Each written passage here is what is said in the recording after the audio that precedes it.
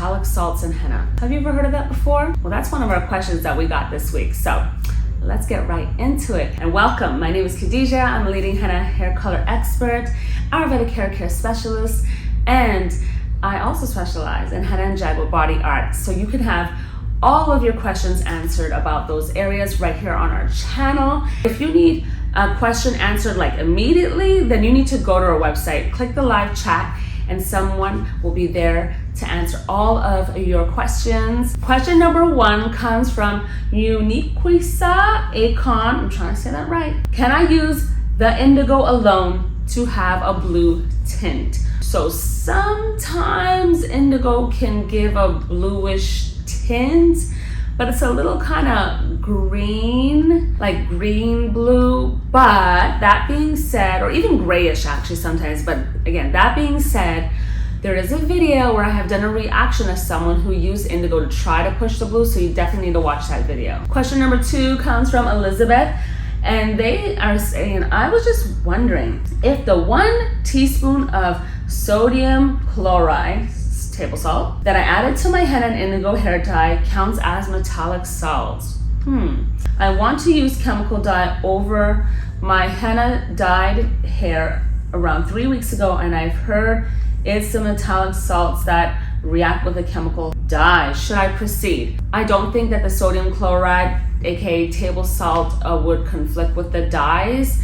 In general, if you're going to chemical dyes, if you're going lighter, since you can't lift color with color, you have to lighten and you gotta remove the henna and the indigo. It is really tough. It's tough. That's why colorists don't like henna and indigo typically, because that process is really where your hair can get really damaged. Using henna and indigo, like if you're willing to stay in the same color range, then you're good to go. You don't have to wait for it to grow out, because using Henna Sooq products, ours are free of additives, metallic salts, any of those additives, so you won't have an issue with that. It's just when you're trying to remove henna and indigo like is used to dye textiles. Just visualize this. How are you removing it from textiles, from rugs and from leather?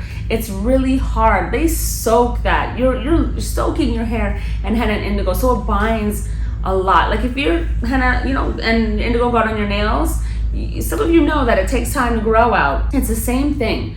That being said, you can wait for it to grow out and let your natural virgin hair come in and then go lighter. You just have to be aware of the process and what goes into it. Staying in the same color range is best. Using henna and indigo is best. It's a natural color. So hands down, it's always going to be the best. Every time you try to lighten your hair, even if you're not using henna or indigo and you're just using chemicals, it's not a healthy option. Like at the end of the day, as much as people are not a fan of the henna and indigo process, especially like those who are clearly not a fan, chemicals are never going to be better. Like there's no convincing me, at least, of like that chemicals are like going to be what's going to be the better, healthier option for you. No, it's not. Back to your question, but not that I'm aware of. You will be okay, but just know if you're going lighter, it's going to be a pain in the butt.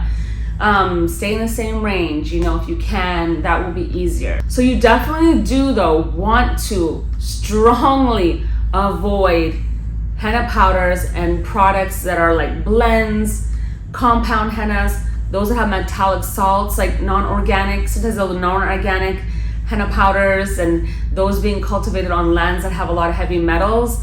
It's getting into the plants. So just really use natural body art quality henna powder, Henna Sooq. We got free of all of those things, so you know that you can trust us and our henna will be safe for you to use. Question number 3 comes from Aziz. They're asking, do you shampoo after henna and indigo, or do you wash with just like water? I heard some YouTubers recommend doing the shampoo next day so the color can stick. You're washing your hair first ideally, or pre-pooing, depending on the level of moisture you need or your hair type. You'll do those steps, right?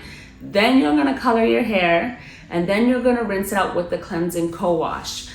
Typically, you're treating the hair after any type of treatment, cut, blowout. Most of the time you're adding some type of moisturizer, some type of finishing spray, some type of kind of like wrap this style up and make it look cute type of thing. So that's our go-to. Wash your hair first, or pre-poo, and then do your color.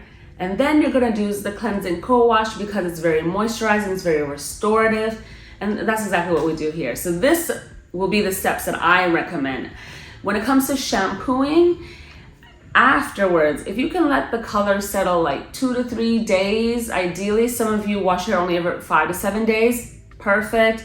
Let the color fully settle. Remember, don't over oil, that can pull color out. You know, be balanced in your treatments. Don't do any deep conditioning. Just be really gentle. Get a really good water-based conditioner as a leave-in. I really recommend this family-owned brand that's called Oyen Handmade. Shout out to them. Check them out. They have really good products. And I support them. They're local here in our area. They're out of Baltimore, Maryland. So definitely check them out. So remember, you can ask any of your questions right in the comments below this video. And maybe you'll get chosen and I'll get to answer your question live here on one of the videos that we have coming out on YouTube. Don't forget, hit the subscribe button and the notification so you don't miss any of the great content that I have coming out for you guys. So I'll see you soon. All right, bye.